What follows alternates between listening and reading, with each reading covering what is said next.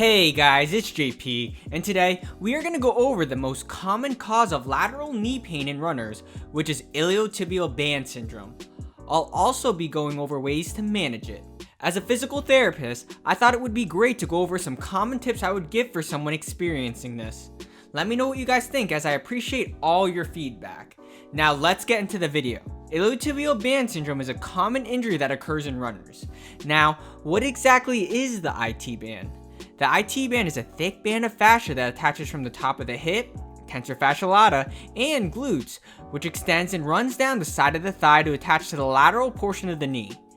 This attachment point is a common site that tends to get irritated, which causes lateral knee pain. Now, the reasons why it gets irritated can be a little more complex, as pain is multifactorial. However, common biomechanical reasons is overuse from a training schedule that does not allow adequate recovery between runs, as well as weakness from the hip abductors.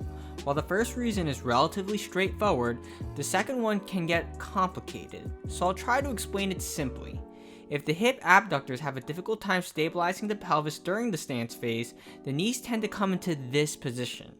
As you can see, this puts compressive forces on the outside of the knee, which can cause the attachment point of the IT band to get irritated. Now, what are ways to decrease symptoms related to IT band syndrome? The first way is to temporarily decrease running volume and pace.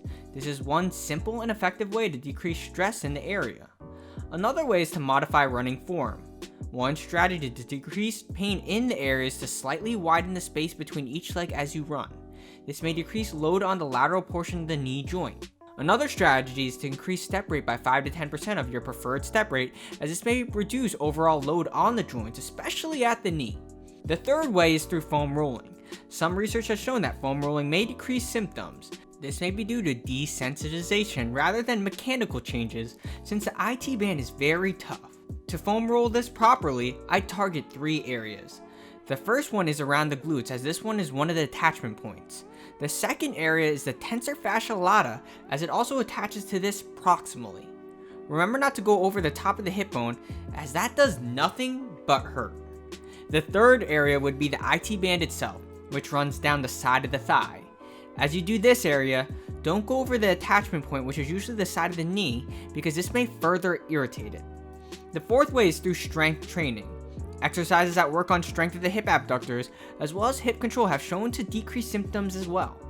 So here are an example of some exercises that involve this. The first is the side plank. While this seems to be thought of more as a core exercise, it also works the hip abductors. To do this one, drive the bottom foot into the ground. This forces the hip abductors to really work. As you do this, make sure the elbow is stacked under the shoulder to prevent excessive stress on the arm. Then, maintain good alignment. A good duration is to maintain this for about 30 seconds. Another exercise to address this would be the lateral step tap. This is a great exercise to work on hip strength and control in a standing position. Many people tend to compensate a lot in this one. I will go over this exercise briefly here, but you can also check out a more detailed video where I go over these compensations in more detail later. To do this one, keep the knee slightly bent. Keeping it bent to around 20 to 30 degrees is similar to what is seen in mid-stance, where the hip abductors are working the most. Then, lightly tap out. As you do this, remember to keep the shoulders and hips level. Then, return to starting position and repeat. The progression to this exercise would be side stepping. This is a more advanced exercise which incorporates a dynamic element to the lateral step tap. This is also another common exercise that is usually performed incorrectly. Again, I'll go over this one briefly here, but you can also check out a more detailed video for this another time. To do this, keep the knees slightly bent to 20 to 30 degrees. Then, gently tap out. Remember to keep the shoulders and hips level as you do this. Then, shift over until the knee is over the foot. Once this occurs, then bring the other foot in as well. Then you can repeat this for a total duration of 30 seconds each way per set. And those are a few ways to address IT band syndrome. I really hope you guys are enjoying this series of videos. Let me know what else you would like to see. Again, this post is for educational purposes only. If you are experiencing symptoms related to this, I'd suggest you consult a healthcare professional. Anyway, as always, thank you for watching.